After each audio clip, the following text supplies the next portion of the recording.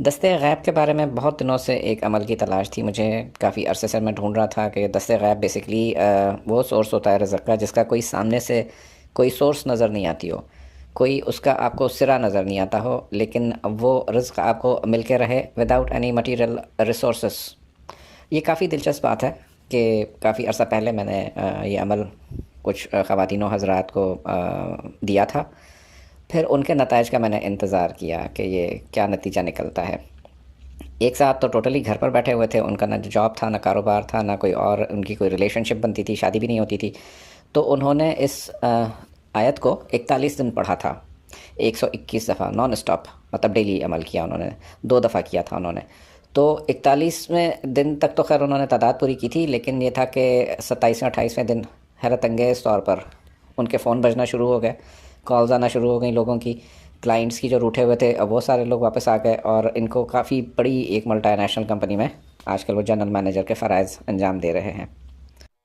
ایک اور صاحب تھے، ان کی دکان بالکل نہیں چلتی تھی، مین مارکیٹ کی دکان تھی، کہا گیا تھا کہ جی ان کی دکان کو باندھ دیا گیا ہے۔ یہ عمل میں نے ان کو دیا، 41 دن میں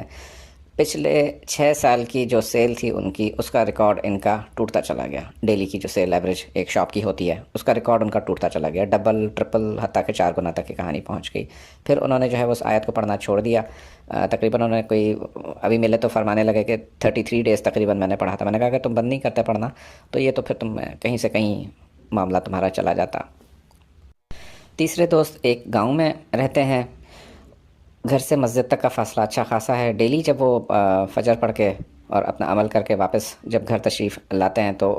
تقریباً 24ویں دن سے ان کو کبھی 500 کبھی 1000 ڈیلی زمین پر ملے ہوئے ان کو کہیں نہ کہیں سے وہ مل جاتے۔ تو یہ دستے غیب نہیں ہے تو پھر اور کیا چیز ہے؟ ان واقعات کی کیا توجیحات پیش کی جا سکتی ہیں؟ بیسکلی معجزہ تو ظاہر ہے کہ کلام پاک کا ہے، اور آیت جو کہتی ہے کہ تمہارا رزق آسمانوں میں ہے،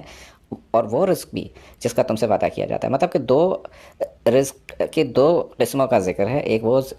رزق جو آپ کو دنیا میں مل رہا ہے، اور ایک وہ رزق جو آپ کو موت کے بعد ملے گا، یعنی کہ جنت میں انشاءاللہ جب جائیں گے تو وہاں جو رزق ملے گا تو اس کا جو وعدہ کیا جاتا ہے تو وہ بھی آسمان میں ہے، اور دنیاوی رزق بھی آسمان میں ہے۔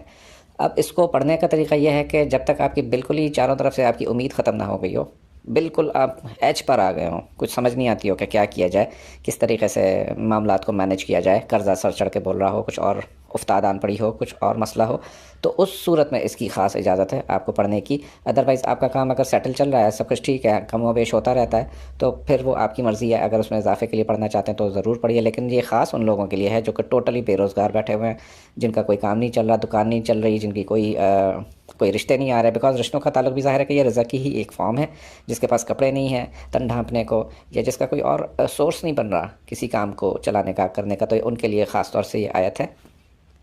سورہ الزاریات سورہ نمبر ہے 51، اور آیت کا جو نشان ہے یہ 22 ہے، یعنی کہ 22واں نمبر۔ بسم اللہ الرحمن الرحیم۔ وَفِي السَّمْاءِ رِزْقُكُمْ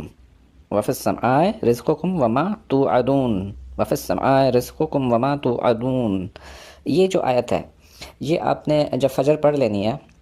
تو اس کے بعد جب آپ مسجد سے نکل رہے ہو یا گھر میں پڑھ رہے ہیں تو آپ فجر کی تھوڑی دیر بعد، یعنی کہ 15-20 منٹ بعد جب سورج نکلنا شروع ہو جائے، یا آپ کو لگے کہ سورج نکلنے والا ہے، تو یہ اس وقت پڑھی جائے گی کھلے آسمان کے نیچے۔ سر پہ کوئی کپڑا نہیں ہونا چاہیے، ٹوپی نہیں ہونی چاہیے، دوپٹہ نہیں ہونا چاہیے، آپ کے اور آسمان کے بیچ میں کوئی اوٹ نہیں ہونی چاہیے۔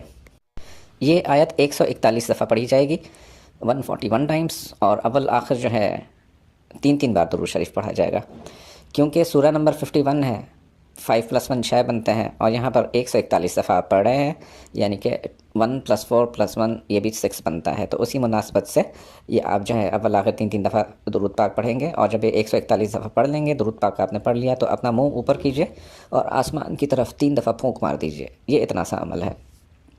دوسرا اس کا کرنے کا ٹائم رات 3 بجے سے 4 بجے کے درمیان ہے، کیونکہ سردیوں کی راتیں ہیں تو رات 3 اور 4 کے درمیان عموماً تہجد کے لیے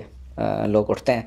تو اس وقت بھی آپ پڑھ کے آسمان کی طرف پھونک مار سکتے ہیں۔ اگر اس وقت نہیں پڑھ سکتے تو پھر فجر کی نماز کے بعد پڑھی۔ تو یہ دو اوقات ہیں جس وقت آپ اس ذکر پاک کو آپ اپنے تجربے میں لا سکتے ہیں۔ انیشلی 41 ڈیز پڑھا جائے گا، اور اسی 41 ڈیز کے دوران آپ کو کیش فلو جو ہے، کیش کی آمد و رفت، گراہکوں کی آمد و رفت،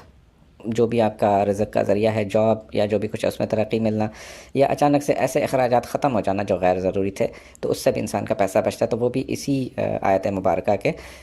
اس میں معجزات میں جو ہے وہ شامل ہوگا۔ تو اپنے تجربات سے ضرور آگاہ کیجیے گا، اور 3 دفعہ آسمان پہ پھونک ضرور مارنی ہے آپ نے، اور آپ کے اور آسمان کے بیچ میں کوئی چھت، کوئی اوٹ یا کوئی ایسی چیز آڑ نہیں ہونی چاہیے، ننگے سر پڑنا ہوگا کھلے آسمان کے نیچے۔ جزاک اللہ، تھینک یو سو مچ۔ عورتیں پردے کے اہتمام کے ساتھ یہ وظیفہ کریں، وہ سر پر دوپٹہ ڈھک کر ہی آسمان کے نیچے یہ آیت پڑھیں۔ اگر وہ ایسی جگہ وظیفہ کر سکتی ہیں جہاں کوئی اجنبی نامحرم مرد نہ ہو تو وہ اپنا سر کھول سکتی ہیں۔